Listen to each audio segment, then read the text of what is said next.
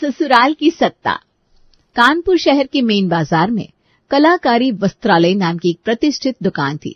दुकान के मालिक श्री हरि प्रसाद अपने बड़े बेटे अमित के साथ दुकान संभालते थे, जबकि छोटा बेटा सोनू सीए की तैयारी कर रहा था। एक सुबह न्यूज़पेपर पढ़ता हुआ अमित चाय का इंतजार कर रहा था कि सोनू अपने कमरे से बाहर निकलता है।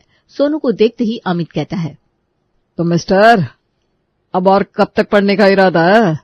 कब तक इन किताबों में डूबे रहोगे? दुकान पर आ जाओ। दुकान अच्छी खासी चल रही है हमारी, हमें अपने लोगों की जरूरत भी है। स्टाफ पर आदमी कितना ही भरोसा करे।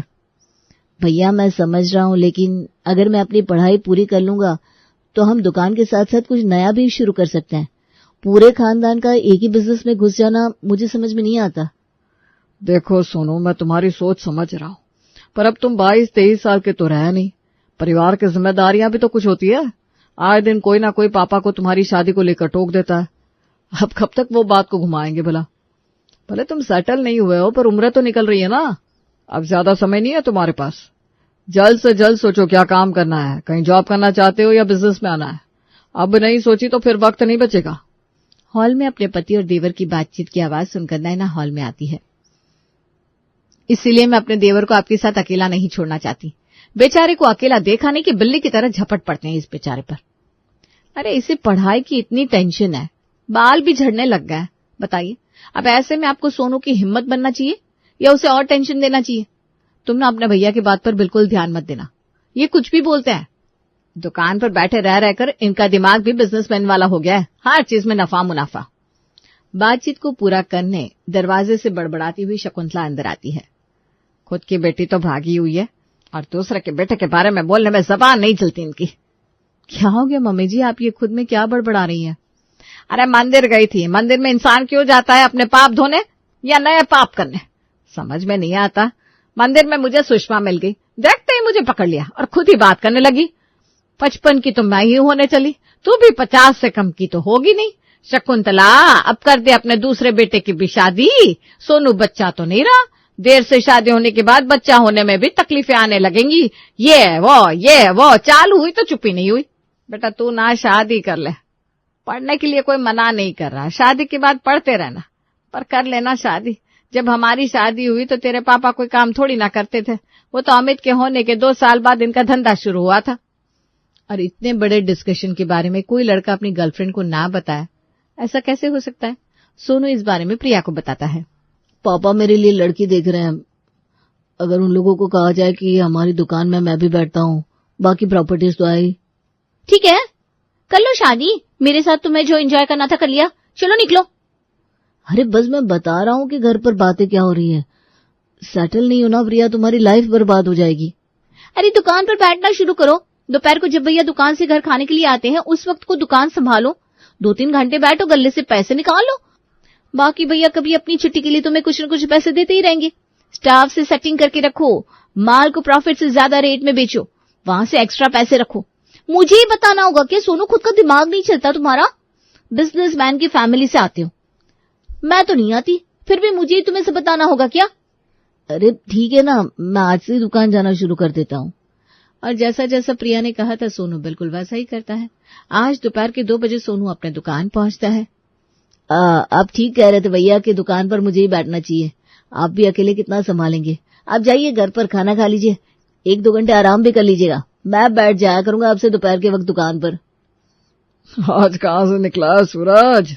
किताबों में रहने वाला सोनू आज दुकान आया है। चलो देर आए दुरुस्त आए। ये सिर्फ तू आज ही दुकान आया है या रोज आने वाला है?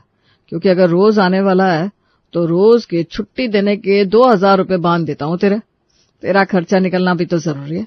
आगे जाकर शादी होगी, खुद के खर्चे भी आएंगे। ये तो बिल्कुल वैसा ही हो रहा है जो प्रिया ने कहा था। Oh my God, Priya is so smart. 1 महीने दुकान पर बैठने के बाद सोनू अपने घर पर प्रिया के बारे में बता देता है। प्रिया के बारे में जानकर सोनू के घर वाले फौरन रिश्ते के लिए राजी हो जाते हैं। सोनू, अगर तेरी लाइफ में कोई लड़की थी तो पहले बताना चाहिए था ना। बेकार में इतनी टेंशन ले रहे थे हम। पहले पता होता तो किसी की टोकते ही कह देते, भाई है कोई लड़की और उसी के लिए बैठा है ये। मुझे तो ये बात अच्छी लगी कि वो लड़की तुम्हारे लिए रुकी हुई है। ये जान करके तुम अभी भी पढ़ाई कर रहे हो, बहुत अच्छा लगा। ऐसी लड़कियां जीवन भर साथ निभाती है वरना आजकल मार्केट में जो मैं देख रहा हूँ, राम बचाए भाई। सोनू के परिवार वालों के लिए प्रिया का सोनू को अपनाना बहुत बड़ी बात थी, पर प्रिया जानती थी वो क्या कर रही है और क्यों। सोनू से अच्छे लड़के कई मिल जाएंगे बेटा, तो क्यों उसके पीछे लटकी पड़ी है, मुझे समझ में नहीं आता। लटकी नहीं पड़ी हूँ मम्मी, तुम्हारी बेटी हूँ, दूर का सोच रही हूँ। पहली बात तो ये कि अरेंज मैरिज में लड़का कैसा निकलेगा मुझे नहीं पता। मेरे साथ ही पढ़ाई की है सोनू ने, इसलिए जानती हूँ दिमाग का कितना शांत है। 12th के बाद से आज तक मेरे सारे खर्चे वही उठा रहा है, चाहे वो जैसे भी उठाए। और उसके बाद देखा जाए तो जिस घर में मैं जाऊंगी वहां एक जेठानी ऑलरेडी होगी, तो काम का ज्यादा प्रेशर मुझ पर आएगा नहीं, मैं भी अपनी पढ़ाई कंटिन्यू रख पाऊंगी। जॉइंट फैमिली की दुकान है तो राशन का खर्चा दुकान से ही आएगा, सोनू की जेब से एक पैसा नहीं लगेगा। सोनू को तो बस कुछ घंटे ड्यूटी देनी है और 60,000 जेब में रख लेना है, बाकी ऊपर से कमाई कैसे करनी है मैंने उसे बता दिया है। इसी तरह अगर हम 1-2 साल निकाल ले तो अच्छा खासा मोटा अमाउंट हमारे पास जमा हो जाएगा, और फिर कुछ और प्लान कर लूंगी मैं। बाप रे बाप, इतना तो मैंने भी सोचा नहीं। मान गई बेटा तुझे। कितने बजे आ रहे हैं सोनू के घर वाले? अगली सुबह सोनू के घर वाले प्रिया के घर आते हैं और रिश्ते की बात करते हैं। प्रिया की माँ भी फौरन रिश्ते के लिए हाँ कर देती है। भाई साहब, कास्ट तो एक है नहीं हमारी, तो रीति रिवाज भी अलग है। हमारे में तो लड़की की शादी का खर्चा भी लड़के वाले ही उठाते हैं। आप लोगों में तो शायद दहेज भी चलता है ना, लड़की अपने साथ गिफ्ट लेकर आती है, पर ये सब हमारे में नहीं होता। अगर आप में नहीं होता तो फिर आप क्यों करेंगे आंटी जी? सोनू ने हमें सब बता दिया है, फिक्र मत कीजिए, आप बस हमें अपनी बेटी दे दीजिए। और वो कहते हैं ना, कौड़ी लगी न टका और रंग चोखा है जाए। हाँ, जानती हूँ मुहावरे में उलट फेर है, पर इस केस में तो यही मुहावरा जाता है ना। और बिना 1 रुपए के खर्च के प्रिया दुल्हन बनकर सोनू के घर आ जाती है। पहली रसोई की सुबह रसोई में जाने से पहले प्रिया नैना के पास जाती है। भाभी, भाभी कहाँ हो आप? अरे क्या हो गया नई बहुरानी, मैं तो यही हूँ। मैंने सोचा आज तुम्हारी पहली रसोई है तो तुम्हें डिस्टर्ब ना करो। वाह वाह भाभी, ये क्या बात हुई? इतने दिनों से घर आप चला रही थी, दूसरे घर से आई लड़की पहले ही दिन में सब कुछ कर लेगी, आपको ऐसा लगता है क्या? नहीं नहीं नहीं, आपके बिना मुझसे कुछ नहीं होने वाला। चलिए रसोई में, मुझे बताइए मैं क्या बनाऊं, किसे क्या पसंद है, कौन सी चीज कहाँ रखी है, मुझे कैसे पता होगा? ये रसोई तो आपकी है ना, घर की बड़ी बहू मेरी भाभी माँ तो आप है। ऐसे में अगर आप मेरा हाथ छोड़ देंगी तो इस नए घर में कैसे मैनेज करूंगी? प्रिया की मीठी बातें सुनकर नैना की तो आंखें भर आती है।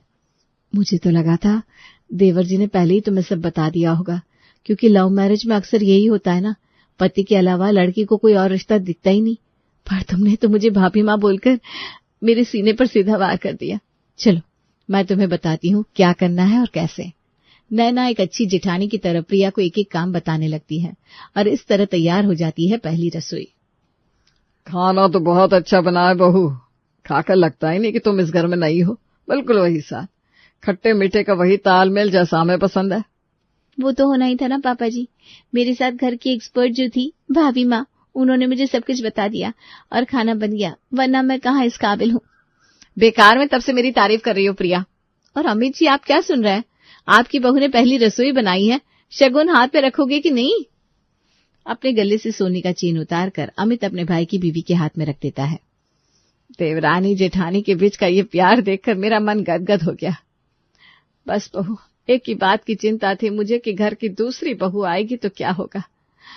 अब मेरे मन की वो चिंता भी खत्म हो गई।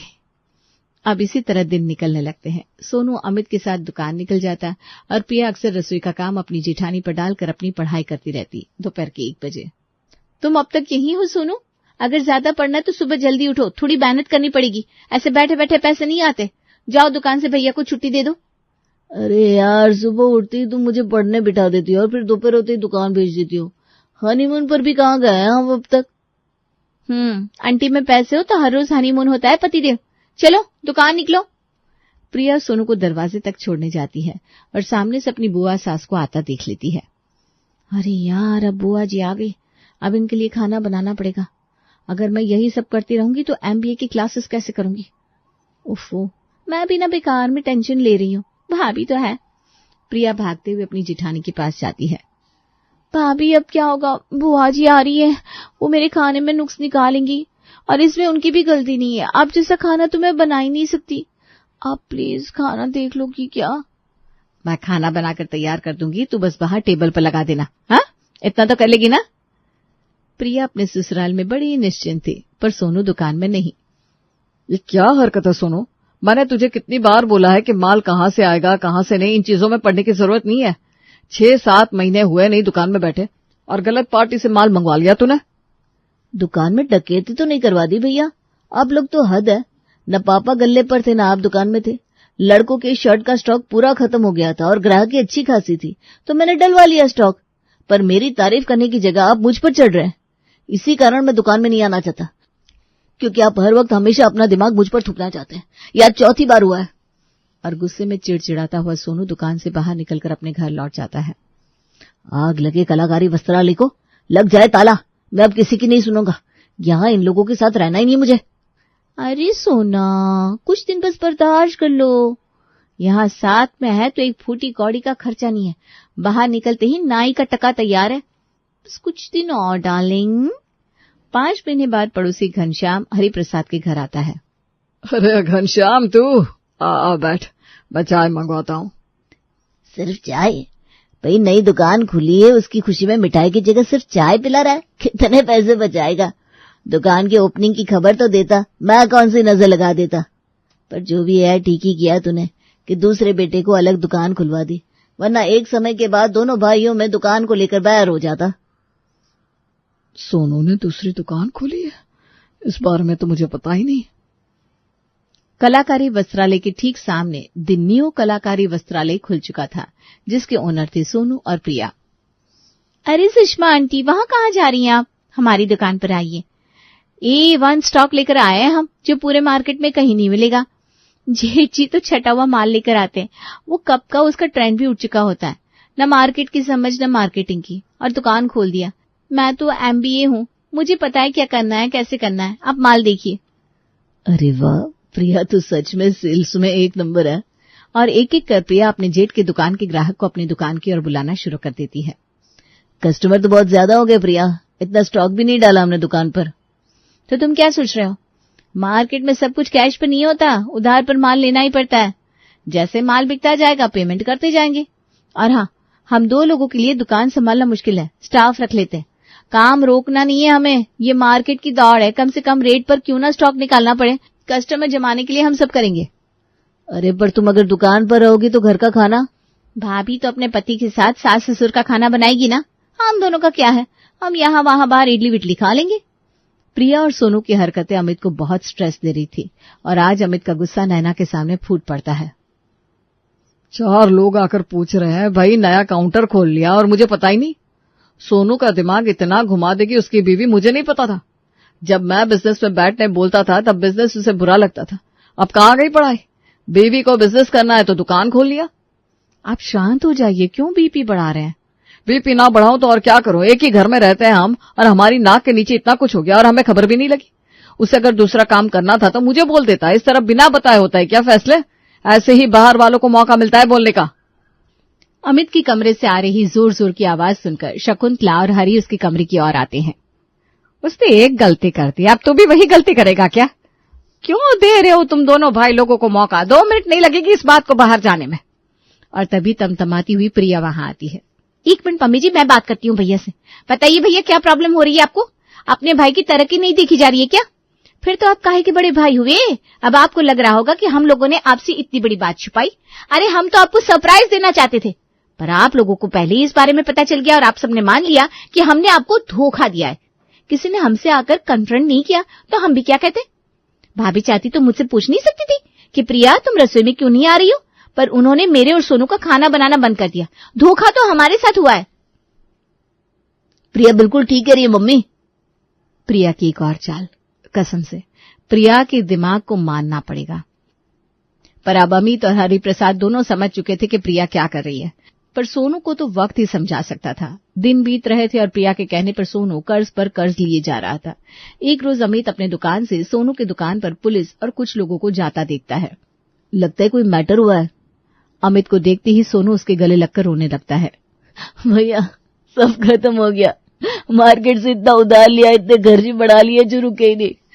कर्जदार पुलिस लेकर आए थे। अब क्या होगा भैया, मैं बर्बाद हो गया। मेरे लालच के कारण हुआ सब। ये सब मेरी गलती है भैया, मैंने सब बर्बाद कर दिया। दुकान तो गया, पर अब सर पर लोन भी है, कैसे चुकाएंगे हम कर्जा? तू हमारी दुकान संभाल और इस दुकान की जिम्मेदारी तू मुझ पर छोड़ दे। लोन चुकाने से लेकर इस दुकान को जमाने तक सब कुछ मैं कर लूंगा, पर ये सब फ्री में नहीं है। जिस तरह तू इस दुकान में बैठा करता था, उस तरह तुझे अब हमारे दुकान पर भी बैठना होगा।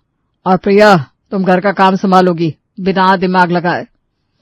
इतने सब के बाद भी अमित अपने छोटे भाई और उसकी बीवी को माफ कर देता है और उनका सारा कर्जा उतार देता है। जिस तेजी से परिवार टूटा था, जुड़ भी जाता है। इस दिन के बाद सब मिलकर रहने लगते हैं।